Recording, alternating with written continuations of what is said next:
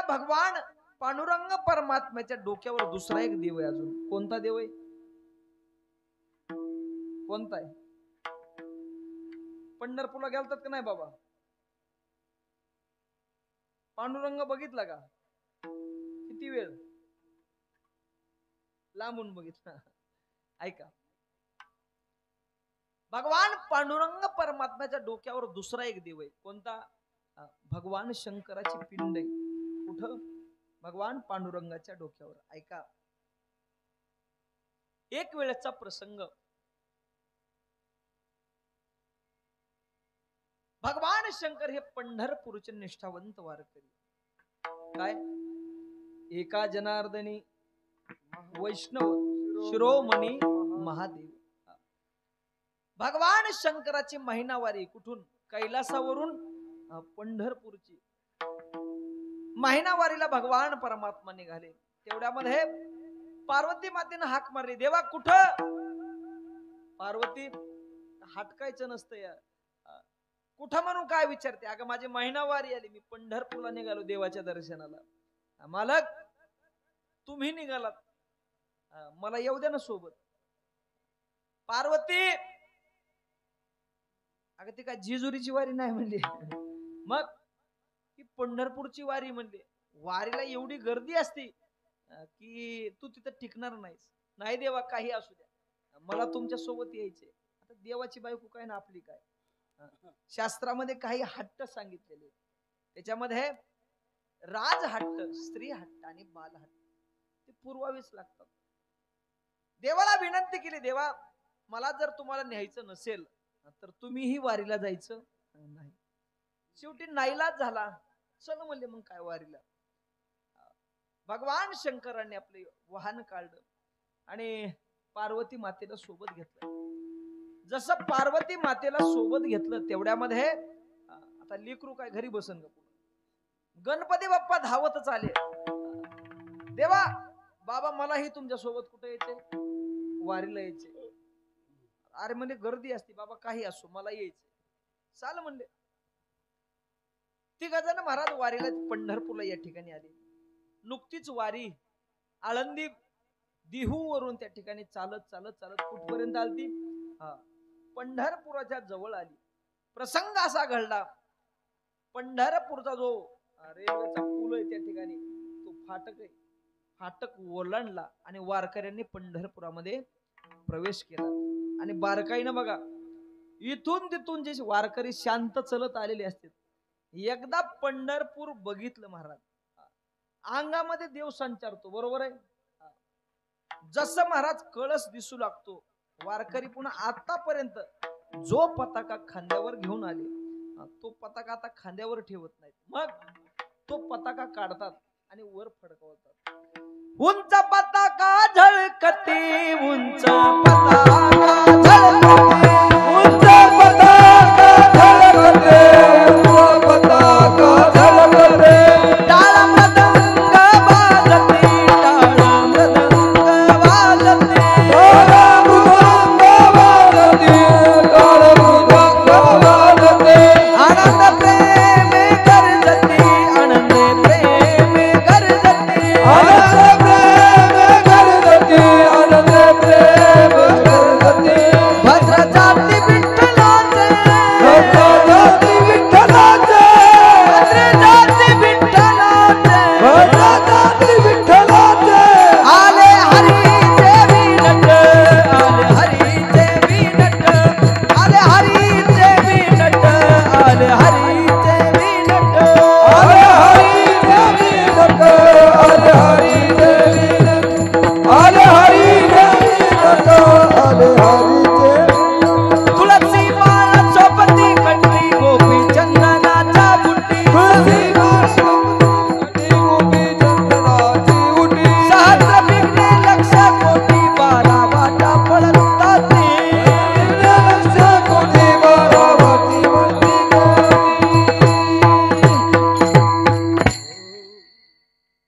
जे वारकरी महाराज आले पंढरपुरामध्ये, आतापर्यंत खांद्यावर असणारी पताका आता उंच पताका झळकती, पताकाचे फडकवू लागले महाराज, आनंदाने उड्या मारू लागले. पताक्यावाले उड्या मारल्याच्या नंतर टाळकरी गपचिप चलतील का पुन्हा? टाळकऱ्याने विचार केला तर पताक्यावाले उड्या मारलेत, आपण गपचिप चालायचं नाही. मग झना झना आवाजती टाळ, पुन्हा आवाज कसा गुळगुळा वाजती टाळ, पण ऐका त्याचा आवाज कसा होता. झन झन नाही तिथं दना दना नाद रसाळ, दना दना नाद रसाळ. आनंद करू लागले महाराज. त्याच्यानंतर बाकीचे जे रिकामे चालणारे माणसं असतात का, पंढरपूर आल्याच्या नंतर महाराज बिस्किटच्या पुढे हे गोळा करून सर्व थैल्या बिल्या बांधून सगळं ओके असते. आता मग काय, मग आता ह्या वारकऱ्यासोबत खेळायचं म्हणून ते माणसं इकडं तिकडं बाकीच्यांना सर्वाला सारतात. ते माणसं सुद्धा पुन्हा आनंद घ्यायला कुठं याच्यामध्ये पुन्हा ज्ञानोबा तुकाराम, ज्ञानोबा तुकाराम, ज्ञानोबा मोठमोठ्याने ओरडाय चालू करतात महाराज. बरोबर आहे. हे आनंद सर्व महाराज वारकरी एवढे मस्तीमध्ये भजन करतायत. तेवढ्यामध्ये पार्वतीनं पाहिलं, माय एवढ्या गर्दी शिरायसारखं काही हे दिसत नाही. देवाला सांगितलं, देवा मला काही एवढ्या गर्दीमध्ये नको. देवानं म्हणले, मी पहिलं तुला सांगू लागलो, रिकाम्या वेळेला आता तिकीट फ्री झालंय, पुन्हा जाऊन येऊ. पण ऐकलं नाही. ठीक आहे. मग पार्वती मातेला बाहेर थांबवलं. गणपती बाप्पा नंदीला घेतलं आणि भगवान शंकर देवाच्या भेटीसाठी निघाले. गर्दी एवढी होती. वारकरी चलत असताना पाहिलं इथं माणसाला चला येणं झालंय आणि भगवान शंकर एकतर गणपती सोबत आहे, पुन्हा नंदी सोबत आहे महाराज. एक वारकरी महाराज आडमुठ होता जरा, भगवान शंकराकडे आला. भगवान शंकराकडे आला. भगवान शंकराला तो वारकरी म्हणला, ए कुठं निघाला मला एवढ्या गर्दीमध्ये, इथं माणसाला चलाय जागा नाही, तू बैल घेऊन शिंदायला लागला माझा. मग भगवान शंकराला म्हणले, ठीक आहे ठीक आहे वारकरी बाबा, काही अडचण नाही, ह्याला मी कुठंतरी बांधितो. हा ठीक आहे म्हणले, बांध कुठंतरी. मग भगवान शंकरानं तो नंदी महाराज एका हनुमंतरायाच्या मंदिराच्या समोर नेऊन बांधला. गणपती बाप्पाला खांद्यावर घेतलं. तेवढ्या गर्दीमधून वाट काढत काढत भगवान शंकर पांडुरंग परमात्म्याच्या मंदिराकडे आले. गर्दी सामान्य नव्हती. वाळवंटापासून महाद्वारापर्यंत एवढी गर्दी होती महाराज. भगवान शंकर नामदेवराची पायरी चढून वर गेले. गणपती बाप्पाने सांगितलं, बाबा मला काही पुढे यायचं नाही, मी इथं थांबतो. ठीक आहे म्हणले. मग भगवान शंकरानं गणपती बाप्पाला उचललं आणि तुम्ही बघा नामदेव पायरीपासून आतमध्ये गेल्याच्या नंतर डाव्या बाजूला एका देवळीमध्ये गणपती बाप्पा आहे. बघितलाय का? बघितलाय का? हो म्हणा की मोठ्या नसतं बघितलं. हा गणपती बाप्पाला उचलून त्या देवळीमध्ये ठेवलं. गणपती ऐक, मी आता काय करतो, दर्शन करून येतो, तोपर्यंत तू इथंच बस. बाबा काही अडचण नाही, तुम्ही या दर्शन करून. भगवान शंकर गणपतीला ठेवलं आणि पांडुरंग परमात्म्याच्या मंदिरामध्ये गेले. जसे भोलेनाथ महाराज पुढे जाऊ लागले, पण वारकरी, ए अरे बाबा कुठं निघाला, कालपासून बारीला लागले, आता कुठं देव जवळ जवळ दिसायला लागलाय, तू बारी सोडून पुढे लागला होय बारीला महाग. भगवान पांडुरंगानं पाहिलं की माझे भोलेनाथ बारीनं दर्शनासाठी यायला लागलेत. देवाचं अंतकरण भरून आलं तिकडं. पण वारकरी एवढे आडमुठ होते महाराज, अजिबात पुढे नाही. देवा तुम्ही कुणी असा, बारीनं दर्शन. एक एक करत करत करत बारी जवळ आली आणि जशी बारी संपली भगवान शंकराचा भोलेनाथाचा नंबर आला. माझ्या पांडुरंग परमात्म्याचं अंतकरण भरून आलं. देवानं विटेवरून खाली उडी मारली. जशी विटेवरून खाली उडी मारली, माझ्या भोलेनाथाला पाहिलं आणि पांडुरंग परमात्म्यानं त्या भोलेनाथाला उचललं, देवाला उचललं आणि कुठं धारण केलं? आपल्या डोक्यावर. कुठं?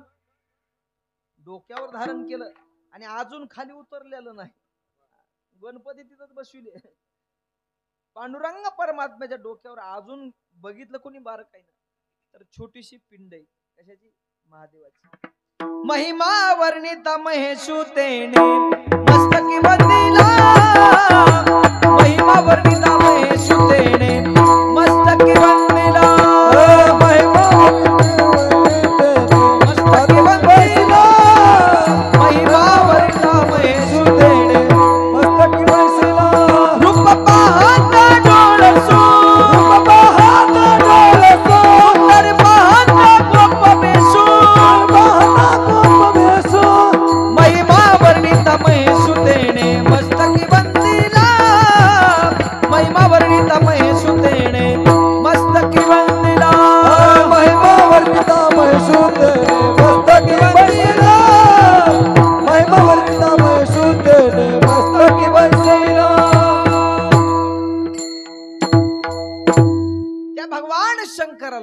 जागा देवानं दिली. कुठं दिली?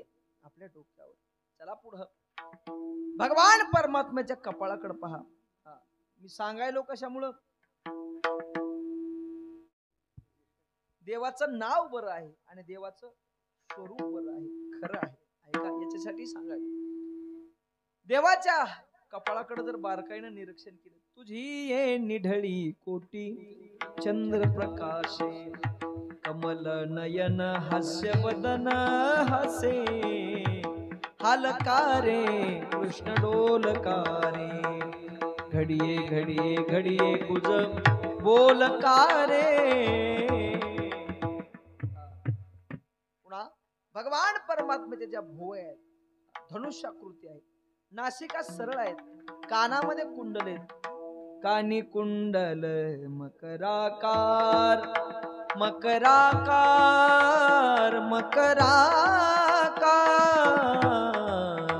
सकुमार रूप सावळे सुकुमार.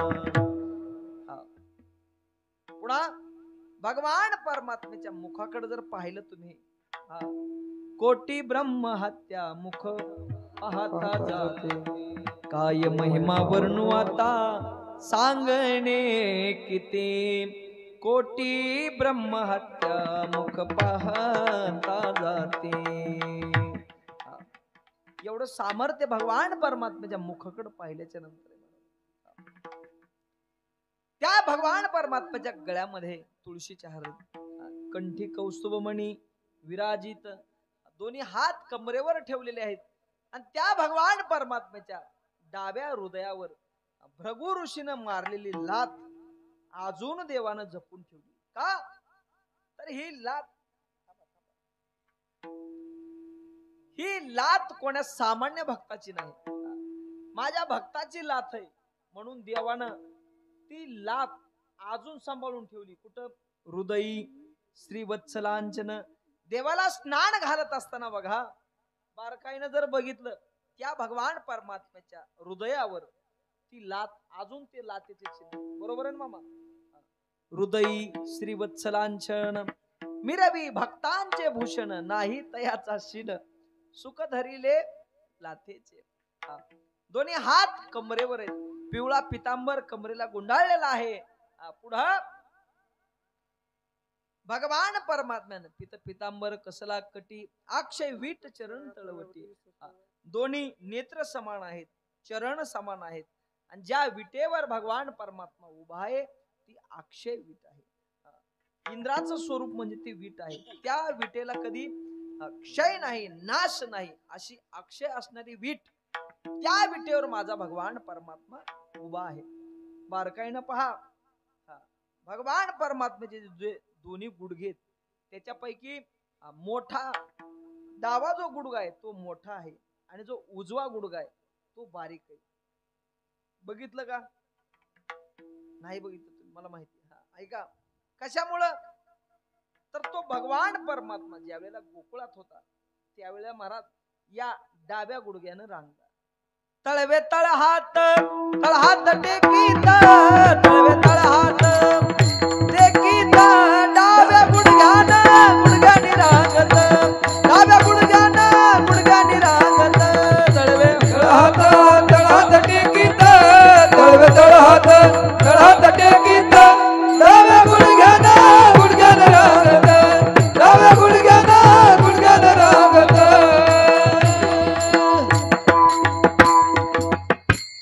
याच्यामुळे भगवान परमात्म्याचा डावा गुडघा मोठा आहे. रांगला कशानं देव? डाव्या गुडघ्यानं रांगला, म्हणून भगवान परमात्म्याचा गुडघा, डावा गुडघा मोठा आहे. चला पुढं.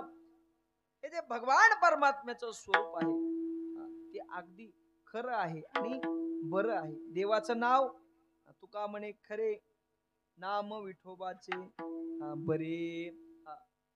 प्रथम चरणामध्ये आपण नामाचं अस्तित्व पाहिलं, देवाचं अस्तित्व पाहिलं. दुसऱ्या चरणामध्ये दोन महत्वाचे फायदे तुकोबरा या ठिकाणी अभंगात सांगतात. आपण तेवढे दोन फायदे पाहू आणि पुन्हा आपल्या फायद्याचा विचार करू. बरोबर आहे? झोप यायलाच ना? बरोबर आहे ना? झोप म्हणजे ती एक फायदाच आहे. एक वेळेस प्रेमानं भजन करूयात. उभय लोकी कीर्ती जेणे. ऐका, याच्यामध्ये नामाचा फायदा काय, नाम घेतल्याचा फायदा काय. भगवान परमात्म्याचं जर आपण नामस्मरण केलं तर आपली जी बंधनं असतात ती बंधनं तुटल्या जातात. वास्तविक बंधनाचे दोन प्रकार आहेत. एक शरीराचं बंधन आणि दुसरं भावनेचं बंधन.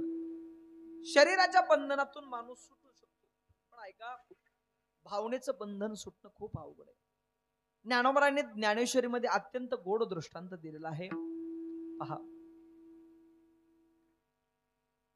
जुन्या काळामध्ये पोपटाला पकडण्यासाठी काही गोष्टी वापरायचे. त्याच्यामध्ये पक्षी पकडणारे लोक, पक्षी पकडणारे जे लोक आहेत ना, ते काय करायचे, एक नळी आणायची, त्या नळीमध्ये दोरी ओवायची आणि दोरी ओवल्याच्या नंतर ज्या ठिकाणी पोपट जास्त बसतात त्या ठिकाणी ती दोरी दोन झाडाला त्या ठिकाणी बांधून टाकायचे. पोपट त्या ठिकाणी फिरायचे आणि येऊन त्या नळीवर बसायचे. बसल्याच्या नंतर परिणाम असा व्हायचा, आतमधून नळी पोकळ असायची, रस्सी बारीक असायची. पोपट वर बसल्या बरोबर त्याच्या वजनाने काय व्हायचे महाराज, ती नळी फिरल्या जायची. काय नळी फिरल्या जायची. आता वास्तविक ज्ञानोबराय सांगू लागले, ऐका, नळी फिरत असताना पोपटानं उडून जावं, बरोबर आहे का नाही, उडून जावं. पण पोपट मनामध्ये विचार करतो, ज्यार ती नळी फिरायले मी पडतो काय की, म्हणून तो पोपट त्या नळीला घट्ट पकडतो. ज्ञानोबराय म्हणतात, ऐका, जैसे ते सुखाचे नियंग भारे,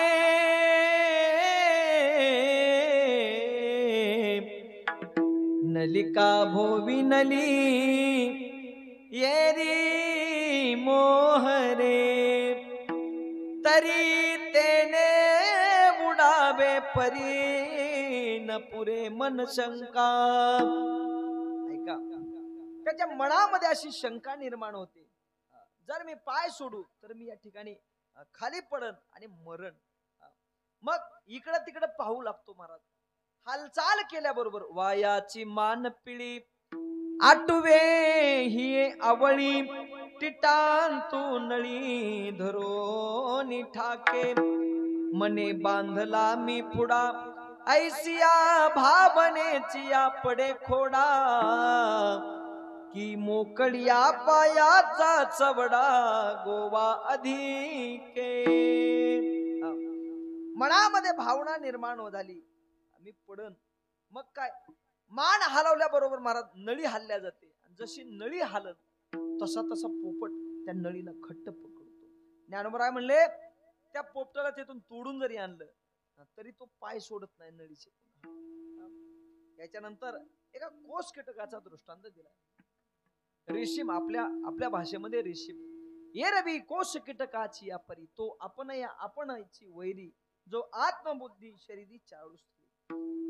कोश कीटक आपल्या भोवती सुंदर असं जाळं निर्माण करतो आणि त्या जाळ्यामध्ये तो गुंतून राहतो, किंबहुना मरतो.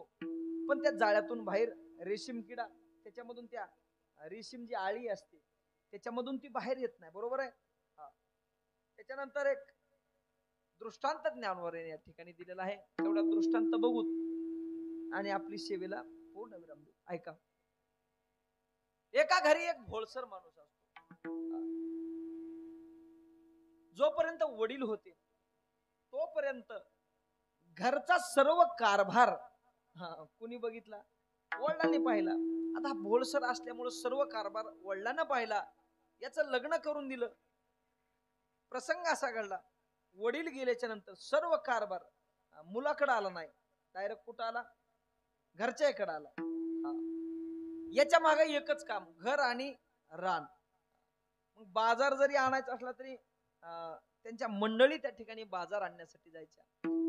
एक दिवस दिवाळीचा सण जवळ आला आणि त्या सणामध्ये ती माय माऊली म्हणली, मालक तुम्ही काय करा, बाजारला जा.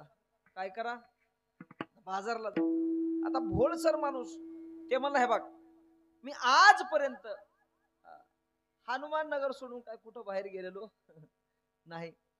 तुम्हाला बाजारला सांगायला ऐक, मी जर बाजारला गेलो जर चुकलो तर काय, मी बाजारला चुकलो तर जमत नाही म्हणला. ती म्हणली मालक माझ्या पाठीमागे भरपूर काम आहे, काय करा, मी ही लिस्ट काढली, एवढी लिस्ट घ्या तुम्ही बाजार करून या. ते म्हणला जमतच नाही, मी जर बाजारात चुकलो तर. शेवटी महाराज बाई होती, ती म्हणली मालक ऐका, मी एक युक्ती सांगते. काय युक्ती? घरात गेली आणि एवढा काळा दोरा घेऊन आली बाहेर. मालक ऐका, मी तुमच्या पायामध्ये हा दोरा बांधते. काय बांधते? दोरा बांधते. आणि लक्ष ठेवा, जोपर्यंत पायामध्ये तुमच्या दोरा आहे तोपर्यंत तुम्ही चुकणार नाही. आणि एकदा पायातला दोरा सुटला की तुम्ही चुकला.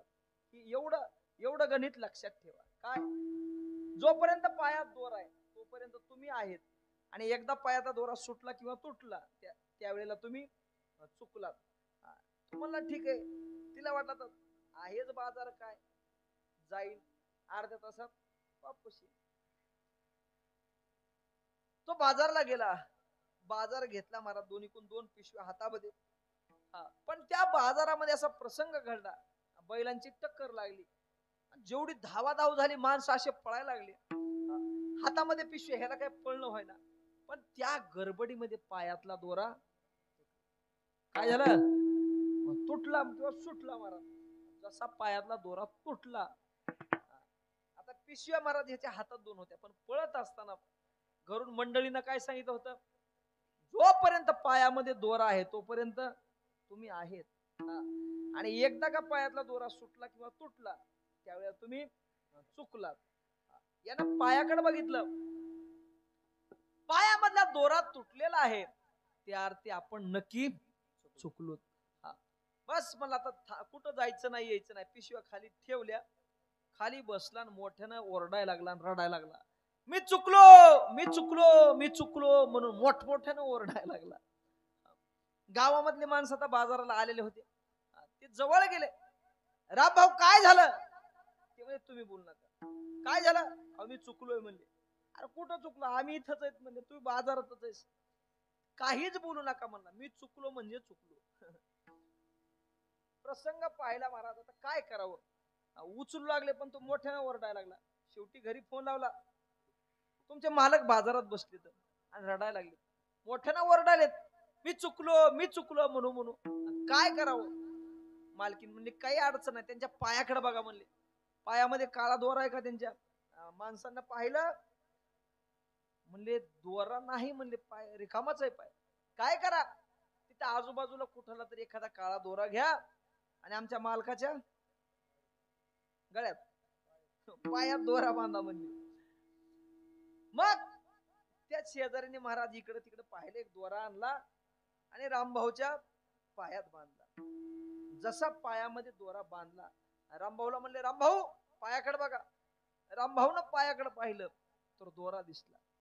जसा दोरा दिसला, रामभाऊ आता मोठ्यानं ओरडायला लागला, हसायला लागला, सापडलो सापडलो सापडलो म्हणून ओरडायला लागला. आता माऊलींची ओवी ऐका. माऊली म्हणायला लागलेत, का कवनू एक भ्रमले पणे, मी तो नोहे चोरलो गा म्हणे, ऐसा नाथिला चंदवंत करणे, घेवो निठाके. मी चुकलो आहे. ज्ञानोबराय म्हणले, तू चुकला होता का? नाही, पण अंतःकरणामध्ये अशी भावना निर्माण झाली की मी चुकलो आहे. या ठिकाणी भावनेचं बंधन आहे. जर भावनेचं बंधन तोडायचं असेल त्याच्यासाठी एकच उपाय आहे. काय? करा वासुदेव स्मरण. नाथ महाराज वासुदेव, करा वासुदेव स्मरण, येणे तुटे रे बंधन, खंडेल कर्माचे बिंदाण, वासुदेव जपताची करा वासुदेव स्मरण. या ठिकाणी भगवान परमात्मा परमात्म्याच्या नामानं त्याची बंधने तुटल्या जातात आणि उभय लोकांमध्ये त्याची कीर्ती निर्माण होते. येणे तुटती बंधने उभय लोकी कीर्ती जेणे. पण भगवान परमात्म्याचं नामस्मरण मुखाला येण्यासाठी अंतकरणामध्ये भाव पाहिजे. भाव ज्याच्या गाठी त्याशी लाभ उठा उठी. येणे तुटती बंधने उभय लोकी कीर्ती जेणे. असा जो नामधारक असतो त्या नामधारकाचा स्वभाव तुकोबराय सांगतायत. तुका म्हणे भोळा जिंकू जाणे कळी काळा. येणे तुटती बंधने उभय लोकी कीर्ती जेणे. विठाला